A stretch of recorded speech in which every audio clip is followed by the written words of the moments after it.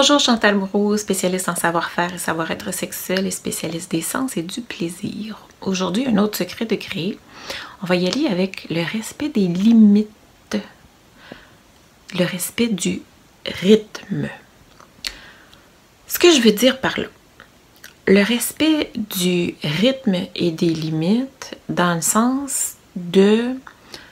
ok, commençons par la base. Ok, premièrement, les sens, le plaisir en tant que tel, les sens. Plus je vais stimuler une partie, ok?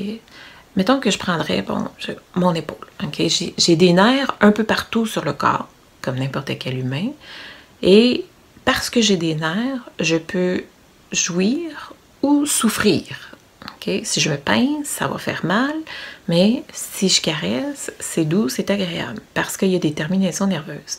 Mais les sens, ça fonctionne toujours dans le même sens. Okay? Ça veut dire que plus je vais stimuler, plus je vais avoir l'habitude de recevoir des caresses à un certain endroit, plus je vais développer les terminaisons nerveuses et sensibiliser. Et parce que je suis habituée, mettons que je prendrais les deux épaules, là, que je suis habituée de me frotter cette épaule-là régulièrement, celle-ci va être plus sensible que celle-là parce que il y a plus de caresses et d'attouchements sur cette épaule-là que cette épaule-là. Okay?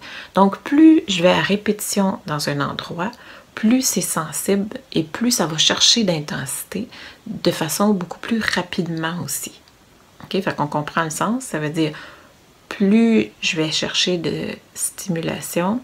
Puis ça veut pas dire d'intensité, ok? C'est pas parce que je frotte fort, c'est pas parce que j'y vais avec ben de l'intensité ou de la vibration ou quelque chose de hard dessus, là, que ça va créer de la sensation. C'est sûr que si je gratte, je vais le sentir plus.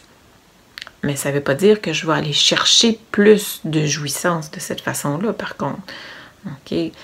Le corps, respecter le rythme du corps, si on regarde avec à l'intérieur ce que ça crée, c'est que plus je vais fort et que je brusque le corps, plus mon corps se protège lui-même de l'agression qu'il reçoit. Okay, puis là, je dis agression, c'est pas parce que j'agresse quelqu'un, mais j'agresse le corps, j'agresse la réceptivité et la réaction du corps. Ce qui veut dire que quand que mon corps se protège, ce qu'il fait, c'est que vu que mes nerfs ne sont pas prêts à le prendre, ils vont se crisper, ils vont se barrer, ils vont se couper de la sensation. Un peu comme quand je fais de la corne.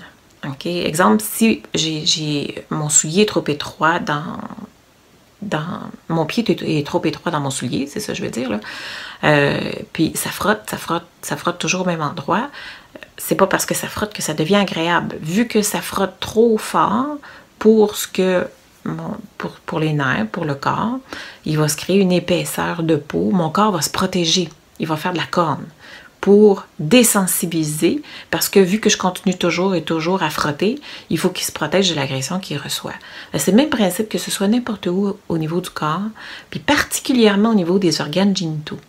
Parce que tout ce qui est texture comme l'intérieur de la bouche, là, tout ce qui est doux comme ça, plus je vais fort, il y a énormément d'ailleurs de terminaisons nerveuses. Okay? C'est là qu'il y a le plus de terminaisons nerveuses au niveau du corps. C'est vraiment dans ces régions-là.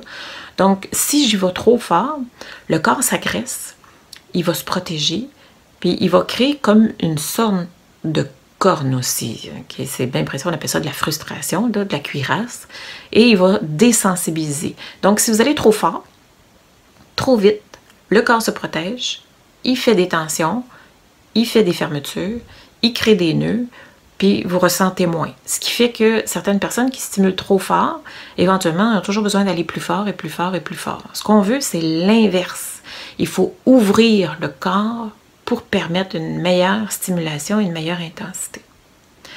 Donc, le respect des limites, c'est ça. C'est respecter le rythme du corps pour aller chercher et jouer d'intensité. Inspirer. Accepter la sensation et l'exprimer pour la faire sortir. Il faut qu'elle voyage à travers le corps et que ça se transporte. Donc, écoutez les signes.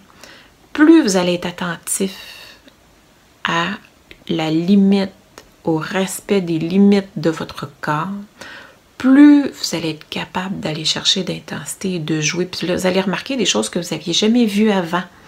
Les contractions qui vont se jouer au niveau interne, vaginal, les réactions, les frissons au niveau du corps, les sensations qui vont se répandre. Il y a beaucoup de signes comme ça qu'on ne perçoit pas si on est trop rapide, si on va trop vite, si on agresse trop rapidement le corps, si on stimule trop fort.